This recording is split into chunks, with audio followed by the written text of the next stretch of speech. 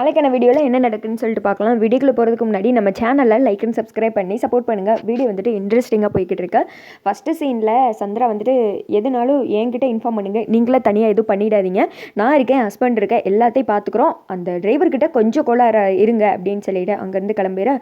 ஐயோ எனக்கு ஒரே பதட்டமாக இருக்குது அப்படின்னு சொல்லிட்டு மகேஷ் சொல்ல, இங்கே பாரு அன்னைக்கு தான் அவன் எப்படியோ என் மொபைல் எடுத்து லாக் பண்ணி வாயாலே ரேவதிக்கிட்ட எல்லா உண்மையும் சொல்ல வச்சான். அது மாதிரி இப்போ எதுவும் பண்ணி தொலைச்சிடாத மகேஷ், எதுனாலும் நிதானம் தான் நம்ம முடிவெடுக்கணும். இன்னைக்கு நைட்டு ஒரு நாளை மட்டும் கடந்துட்டோன்னு வச்சுக்கோ, அவ்வளோதான். அடுத்த நாள் காலையில் ரேவதி கழுத்தில் நீ தாலியை கட்டிடுவ. அப்புறம் இந்த அத்தனை சொத்துக்குமே நீ தாண்டா ஆண் வாரிசு. அதை மட்டும் மனசில் வச்சுக்கோ. நமக்கு இந்த சொத்து முக்கியம், முக்கியமாக ரேவதி முக்கியம். ரேவதி மனசில் நீ வந்துட்டு ஒரு கலங்கத்தை உண்டு பண்ணிடவே கூடாது. எப்போவுமே அவன் மனசில் ஸ்ட்ராங்காக நீ இருக்கணும்.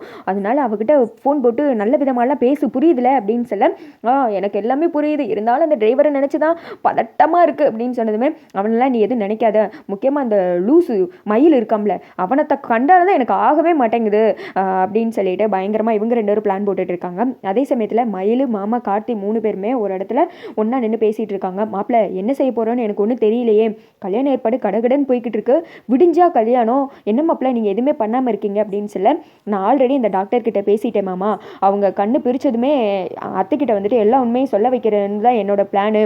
அப்போ நீங்கள் என்ன வேடிக்கை பார்த்துட்டு இருக்கீங்க, உடனே இந்த மல்லிகா டாக்டருக்கு ஃபோன் போட்டு வர சொல்லுங்கள் அப்படின்னு சொல்ல, சரி இருங்க மாமா நான் ஃபோன் பண்ணுறேன் அப்படின்னு சொல்லிட்டு டாக்டர் தான் கால் பண்ணுறாங்க.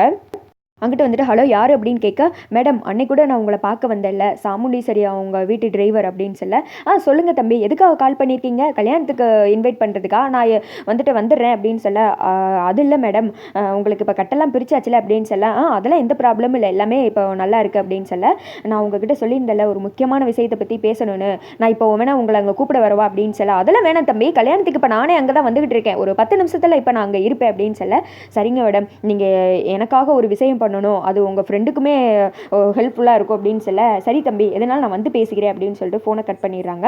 இங்கிட்ட வந்துட்டு அவங்க மாமா கேட்குறாங்க என்னாச்சு அப்படின்னு சொல்ல, அவங்களே இங்கே வந்துட்டு இருக்காங்களாம், அவங்க வந்ததுக்கப்புறம் அவங்கக்கிட்ட எப்படியாவது பேசி அத்தைக்கிட்ட எல்லா உண்மையும் சொல்ல வச்சிடலாம், அப்புறமேட்டி அந்த மகேஷ் மாயாவை பற்றின எல்லா உண்மையும் தெரிஞ்சிடும் அப்படின்னு சொல்ல, ரேவதி தான் என்ன பண்ண போகிறான்னு தெரியலையே, ஏன்னா அவன் மனசில் மகேஷ் தான் மாப்பிள்ளை அப்படின்னு சொல்லிட்டு அவன் நினச்சிட்டு இருக்கா, நல்லவங்க நினச்சிட்டு இருக்கா, ஆனால் என் பொண்ணுக்கு அந்த கேடுகட்டையும் கூட கல்யாணமே நடக்கக்கூடாது அப்படின்னு சொல்ல, அதுக்கு டாக்டர் கையில் தான் இருக்குது எல்லாமே அப்படின்னு சொல்லிட்டு மயில் சொல்கிறாரு. அது மட்டும் இல்லாமல் அந்த வெள்ளப்பிங்கா ஓவராக அலப்பறை பண்ணிக்கிட்டு இருக்கு. ஆனால் ஒன்று மாமா நீங்கள் கவனிச்சிங்களா, அத்தைக்கு எல்லா உண்மையும் தெரிஞ்ச மாதிரி அந்த மகேஷை மாயாவையும் ஒரு மூலையிலே ஒதுக்கி வைக்கிற மாதிரியே இருக்குது அப்படின்னு சொல்ல, எனக்கு அப்படி தான் மாப்பிள்ள தோணுது. ஆனால் சாமுண்டீஸ்வரி என்ன முடிவெடுத்தாலும் யோசிச்சு தான் முடிவெடுப்பா, அது மட்டும் எனக்கு நல்லாவே தெரியுது. இவங்க விஷயத்தில் அவள் பண்ணுறதெல்லாம் எனக்கு சரி, அதனால தான் நான் எதுவுமே சொல்லவே இல்லை, மறுப்பு தெரிவிக்கல அப்படின்னு சொல்கிறாங்க. அப்புறம் வந்துட்டு கார்த்தி சொல்கிறாங்க, மாமா நீங்கள் வாய் தவறி எதுவும் உளறி வச்சிடாதீங்க, எல்லாம் நல்லபடியாக நடக்கணும் அப்படின்னு சொல்ல, சரிப்பா அப்படின்னு சொல்லிடுறாங்க. மயில் சும்மா இருக்காம, சரி எல்லா உண்மையும் சொல்ல வச்சுட்டு ரேவதி கல்யாணத்தை நிறுத்திட்டேன்னா அப்புறம் எப்படி அத்தை மாமாவை தாத்தாவையும் பாட்டியும் பார்க்கறதுக்கு அமுச்சு விடுவாங்க, ரேவதி கல்யாணம் நல்லபடியாக முடிஞ்சால் தானே இதெல்லாம் நடக்கும் அப்படின்னு சொல்ல, அதுக்கு என்ன பண்ணணுன்றீங்க அப்படின்னு சொல்லிட்டு கார்த்தி கேட்குறாங்க.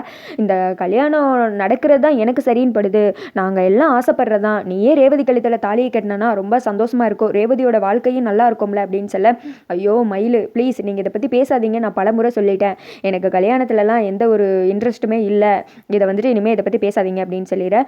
ஏப்பா நாங்கள் மட்டும் இப்படி நினச்சா பரவாயில்ல, உங்கள் அம்மா முதல் கொண்டு இதை தனப்பா நினைக்கிறாங்க, பாட்டி தாத்தாவோட ஆசையை பற்றி நீ நினச்சிப்பாரு, மாமாவோட கனவை பற்றி நினச்சிப்பாரு, அவங்க அம்மா அப்பா கூட சந்தோஷமாக சேர்ந்து இருக்கணும்னு அவர் ஆசைப்படுறாருல, அதுக்கு நீ ரேவதி கழுத்தில் தாலி கட்டினா தான்ப்பா இதெல்லாம் நடக்கும், 2 குடும்பமும் ஒன்றா சேரன்னா இதை நடக்கணும் அப்படின்னு சொல்ல, ரேவதியோட மனநிலைமையை நினச்சி பார்த்தீங்களா, அவங்க மகேஷை பற்றின உண்மையை தெரிஞ்சால் பாவம் உடஞ்சே போயிடுவாங்க அப்படின்னு சொல்ல, அவள் வாழ்க்கை நல்லா இருக்கணும் தான்ப்பா நான் உன்னை கல்யாணம் பண்ணிக்க சொல்கிறேன், என் பொண்ணோட வாழ்க்கை இப்போ உன் கையில் தான்ப்பா இருக்குது, நான் சொல்லிட்டேன், நீ நல்லா யோசித்து முடிவெடு, உன் முடிவுக்காக நான் காத்துட்ருக்கேன் அப்படின்னு சொல்லிட்டு அவங்க மாமா சொல்லிட, கார்த்தி மட்டும் அப்படியே ஒரு மாதிரியே ஃபீல் பண்ணி யோசிக்காது, நல்ல முடிவை எடுப்பா அப்படின்னு சொல்லிட்டு மயில் கிளம்பிடுறாங்க. அதோட பார்த்தீங்கன்னா வீடியோ வந்துட்டு முடிஞ்சிருது.